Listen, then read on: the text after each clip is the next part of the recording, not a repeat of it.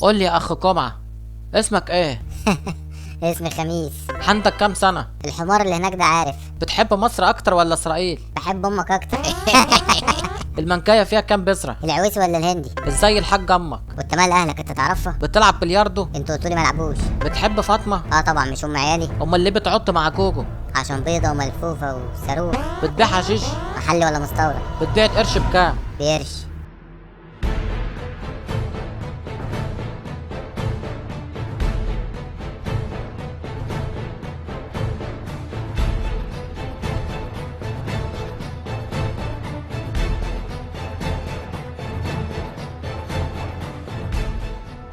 قول لي يا اخ جمعة. كفاية بقى، خلوا الطلعة دي عليا انا. اتفضل. انتوا اخوات؟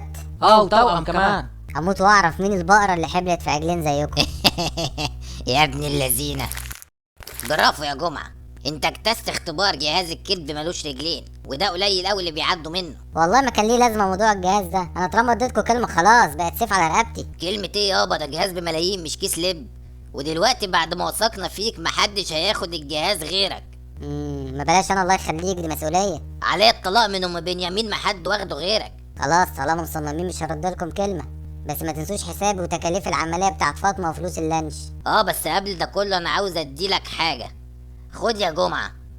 ايه ده يا رايق بقى؟ انا اقول لك فلوس لانش تديني ساعة؟ انت ايه يا اخي منوفي؟ ماشي، هدية مقبولة. قول لي يا جمعة، انت معاك شنطة هاند باج؟ اه طبعا، دي فيها شراباتي. والشنطة دي بتحطها على كتفك؟ اقول لك فين وما تزعلش. خلاص، تحط الجهاز فيها وتغطيه بشراباتك، واول ما بتاع الجمرك يفتح الشنطة ريحة الشرابات هتعميه فمش هيشوف الجهاز. فكرة قذرة بس ممتازة.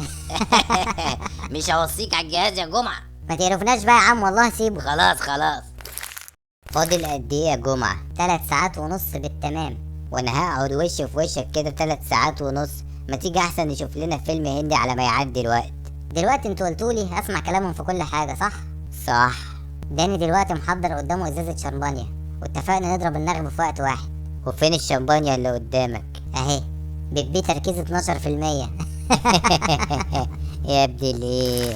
احنا يا سادة النهاردة حققنا انجاز ما حصلش في تاريخ الموساد، وازازة الشمبانيا دي انا جايبها على حسابي عشان خاطر اسرائيل. يا عيني اخويا. دلوقتي يا جمعة.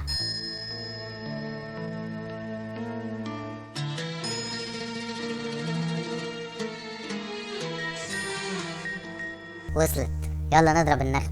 مش هقدر والله، اصل صايم. اشرب يا مدحت بيه، انا وعدت الراجل. وانا مال اهلي، مش انت اللي وعدته. انا ما بشربش بيبي يا جمعة. اهو ما تزعلش نفسك. الرسالة لحقتوا تفكوها؟ اصلها قصيرة قوي. ابويا الله يرحمه كان دايما يقول لي خير الكلام ما قل ودل. اقرا الرسالة. ما تقرا يا ابني. حمرا. هي ايه اللي حمرا؟ فين الرسالة؟ الرسالة عبارة عن كلمة واحدة، حمرا. زمانهم قروا الرسالة. خد يا جمعة الساعة دي. ياه، هي لسه معاك يا مدحت بيه؟ ده انا افتكرتك بعتها. ابيع ايه؟ انت عارف مين اللي دفع حقها؟ مين؟ مصر يا جمعة. طب بالنسبة للفلوس اللي اتفقنا عليها، مش مصر برضه هتظبطني ولا ايه؟ مصر مش هتدفع لك اكتر من تمن الساعة يا جمعة. طب عملية فاطمة مدحت بيه؟ تعامل بقى يا جمعة، ما تخنقناش كده اهو. ماشي، حس كده بقى، انا ما قداميش غير حل واحد. ايه هو؟ هبيع الجهاز. انت متأكد يا جمعة انك عملت العملية كويس؟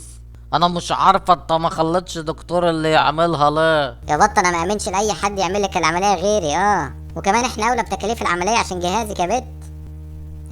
شايفاني؟ شايفة؟ يلا يخرب بيتك، انا مش شايفة حاجة يا جمعة، مش شايفة حاجة. وايه الجديد يعني؟ اديك في السقف تفحر، اديك في الارض تفحر، اديك في السقف تفحر، اديك في الارض تفحر، اديك في الجركن تركن، اديك في الحاره سجاره، اديك تلبس نظاره، اديك في الحاره سجاره، اديك تلبس. الو. ايوه انا سعد الداني. انت مين؟ ايه؟ باسم ابني اتخطف؟ اتاكدتوا من الخبر ده قبل ما اقلب الدنيا؟ ما بقاش سعد الداني لو باسم ما بقتش في سريره النهارده. كده يا مافيا بتخطف ابني. ماشي.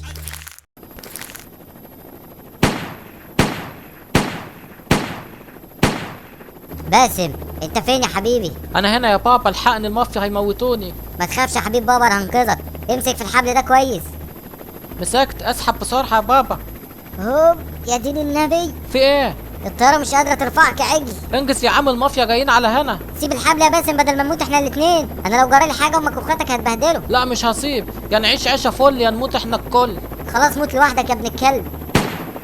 سامحني يا باسم، الجري نص الجدعانة يا ابني. معقولة يا سعد ما قدرتش تنقذ باسم؟ اعمل ايه بس يا رفقي؟ انا اضطريت اكدب على ألفت واقول لها اني رحت لقيته ميت. انا مش عارف المافيا بتعمل معايا كده ليه. انت عارف انهم بيهربوا السجاير الصيني لمصر، والتوكيل بتاع السيجارة الإلكترونية اللي انت خدته أثر على المبيعات بتاعتهم. يقوموا يقتلوا ابني يا رفقي. هد اللعب معاهم يا سعد، انت مش قد غباوتهم.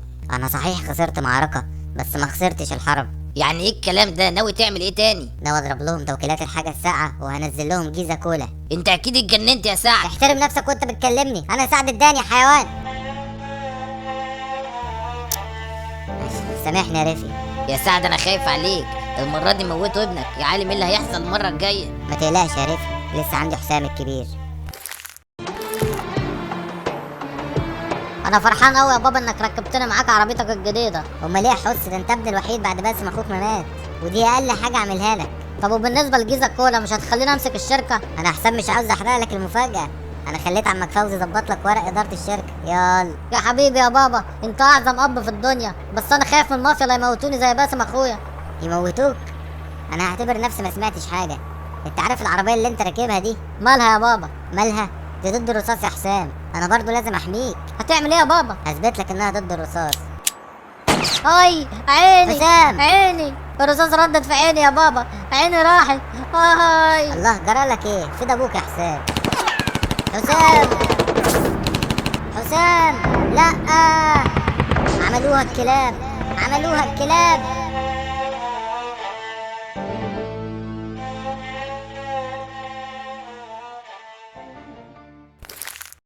انا سعد الداني، انت مين؟ انا فوزي ابن عمك يا سعد.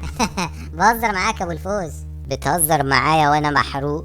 صحيح انك ما عندكش دم. انا بضحك عشان انسى يا فوزي، عيالي الاتنين ماتوا واضطريت اني احرق المجموعه وانتوا فيها عشان المافيا ما يلوش دراع بحد منكم. يا نهارك زي وشك، دي ألفت وبناتك الاتنين كانوا جوه. ما انا عارف. لو كمان رفقي كان جوه وكلهم اتحرقوا ما عدا انت يا نمس. انا برضو اللي نمس، ده انت داهيه يا سعد. كده بقى العب مع المافيا بقلب جامد. انا عندي سر مخبيه عليك يا سعد، وجه الوقت ان اقول لك الحقيقه. ومخبي ده كله يا فوزي؟ انجز قول قبل ما تموت. يا سعد انا اللي كنت السبب في موت حسام. ايه؟ بتتكلم جد يا فوزي؟ انا سعد الداني وبحذرك لو كنت بتكذب. ايوه يا سعد، العربيه اللي كنت راكبها انت وحسام ما كانتش كلها ضد الرصاص زي ما انت فاهم. انا جبت لك الاوبشن اللي اقل منها، اللي فيه الصاج بس اللي ضد الرصاص. ليه عملت كده يا فوزي؟ الصراحه اتعذرت في قرشين واخدت من فلوس العربيه، وانا اللي اعتبرتك اخ ليا. ارجوك يا سعد ارحمني من عذاب الضمير، موتني عشان اكفر عن ذنبي. بس كده انت تؤمر. هتعمل ايه يا مجنون؟ هولع فيك تاني عشان انت متحرقتش اولاني. لا يا سعد، لا يا سعد. هو بس كمان اهلي اكابر وانت ابوك صنايعي، ونسبكم يعر الصراحه. انت هتصغر عليا يا فارس، ما دي عربية ابن اكابر. دي اقل حاجه عندي على فكره، بس انا عشان بخاف على شعورك مش عاوز اوريكي اسطول العربيات اللي عندي. طب يا اخويا انا جعت، هزتولك كده وهات لنا كوزين ذره. ما كفايه كوز واحد يا فرحه، يا مصاريف وخلاص. عندك حق، اهي قرحة تزنت الزير، ده انت نتنا يا دي الجدع. فارس فارس، يا خسارة مات قبل ما يجيب الذرة. يا اهلا يا اهلا، والله عشت يا ونيسة وشفت مرات فارس وولده. ايوه يا امه، بس ده اسود وفارس كان ابيض، يبقى ابنك كيف بس؟ لا انا ما اسمحلكش، قصدك ايه؟ سميك بيه بيتكلم صح. هو بس يا سميك بيه الواد ما استحملش الحر بتاع الصعيد، وكمان عربيتنا مكشوفه فاسود من الشمس. ماليكش حاج يا سميك به يا ولدي، بغض النظر عن اللون، الولد كله فارس، عيون فارس، بج فارس، بربور فارس. خلاص ياما، يسيبوا الولد ويعاودوا من مطرح ما جم. نعود فين؟ انا ما سيبش ابني ورجلي على رجله. وانا ما سيبش بنتي ورجلي على رجلها. النعاود قال. دي الاستنطاع دي يا جدع انت. جرالك ايه يا سميك؟ فرخة ما هتمشيش من هنا، دي مرة الغالي. ممكن طلب يا سميك بيه؟ انجز، عاوز ايه؟ هو لو ممكن يعني جلابيه من بتوعك عشان هدومي متشحمه من العربيه. كمان هتلبس خلاجاتي؟ اوف. ما تزعلش منه يا عم غزال، هو سميك ولدي عصبي كده، انما قلبه ابيض زي القشطه مش اسود زي الولد ده. يا بنت الايه عسل. من الحق ومفيش شوية عسل كده ومشال تتلحنا على لحم بطننا من الصبح. غالي والطلب رخيص يا عم غزال. الواكل يا بنتي يا نجاة. يعني انت يا بابا ما لقيتش غير الواد الاسود ده وتأجره؟ كنت هتودينا في داهية. اللي لقيته بقى، بس ما تقلقيش دخلت عليهم وهنلم قد كده. يا بنت المحظوظة يا فرخة، وقعتي واقفة. همتك بقى توقع الولية على ما اكون بلغت سابق واتجوزته. ما تتصورش يا عم غزال اني فرحانه كديه بوجودكم هنا. لا انت لسه هتفرحي اكتر لما اعبرلك عن مشاعري، بس بلاش عم غزال دي، انت اصلا قد امي وانا ساكت. ينيلك دميتك اخفاف يا مضروب. يا ونيسة انا من ساعة ما شوفتك وانا مش بيجيلي نوم. اي نعم الناموس هنا مش بينيمني، بس انت حاجة تانية. اوعي تفتكر ان انا لا سمح الله طمعان في فلوسك، لا لا حد الله. انا كل اللي عاوزه حتة ورشة صغيرة هنا عشان ما بعدش عن فرخة بنتي. ما تقولش كده يا غزال، فلوسي وفلوسك واحد. اكيد واحد لان انا معيش فلوس اصلا. مرحبا يا دكتور فيصل. مرحب بك يا سميك بيه، اتفضل اقعد. انت هتضيفني في بيتي؟ قوم وقف، انا ما اذنتلكش تقعد. حاضر حاضر. ارغي، ايه اللي هدفك عليها السعادة؟ الشوق يا سميك بيه. شو جه ياض انت؟ انا الصراحه جاي طالب ايد فرخه. bah فرخة؟ وانت شفتها وين؟ اصلها لما كانت بتقابل فارس كنت بروح اقعد معاهم، وانا دلوقتي احق واحد بيها بعد ما مات. طب اسمع يا دكتور البهايم الكلام اللي هقوله لك ده وتحط حلقة في ودنك. فرخة وملكش صالح بيها عشان دي تخصني، وان كان ولا بد يلزمك تتجوز من هنا. عندك الحاجة ونيسة ست كمل وعندها اكسبيرينس وام اعز اصحابك. والله كان نفسي بس هي مرتبطه مع ابو فرخه. يبقى خلاص تورينا عرض كتافك وتفرجني جمال خطوتك. انت بتطردني من بيتك يا سميك. سميك بيه يا كلب، يلا غور. ماشي انا هروح لوهب السوالمي، على الاقل اجدع منك ويفتح لي عياده كمان. مش هتلحق. الرهاين جاهزه يا سميك بيه. يا اهلا بريحة الغالي فارس. ارحمنا يا سميك بيه، احنا في عرضك، وانتوا كنتوا هترحمونا لما تخلونا على الحديد يا نصابين. دمراني. اوامرك يا سميك بيه. هاي الرحمة. بس ايدك كفاية. كفاية يا دمراني. شويه كمان يا سميك بيه، دي لعبه حلوه قوي. قلت كفاية يا دمراني. اوامرك. يا سميك بيه حد يعمل كده في مرات اخوه؟ حرام عليك. او مرات اخوي، انت فاكرة نفسك هتقدر تنصب على سميك بيه العزايز انت والنطع دي؟ مين بس اللي سمم دماغك بالكلام الفاضي دوت؟ الواد الاسود اللي بتقوله ابن فارس خوي، انا عملت له تحليل الDNA وعرفت الحقيقة، وبناء عليه تم الاتي. الواد وبعته بتمن اكتر من اللي اجرتوه بيه، وقبضت تمنه بجيبي كماني، والليلة كاتب كتاب فرخة على دمراني. دي عفشه قوي يا سميك بيه، بس طلباتك اوامر، هنعصر على نفسي ليمونه. ده العشم برضه يا دمراني. طب وانا هتعمل فيا ايه يا سميك بيه؟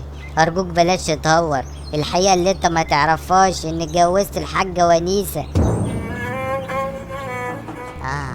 يكشي تقصد الورقة العرف اللي ضربتوها، اللي هي في الاصل تنازل رسمي منك للحاجة ونيسة عن البيت المعفن اللي عندك. ايه بيت يا نصابين يا حرامية يا نور؟ مش بس كده، ده انا كمان فككت عربيتك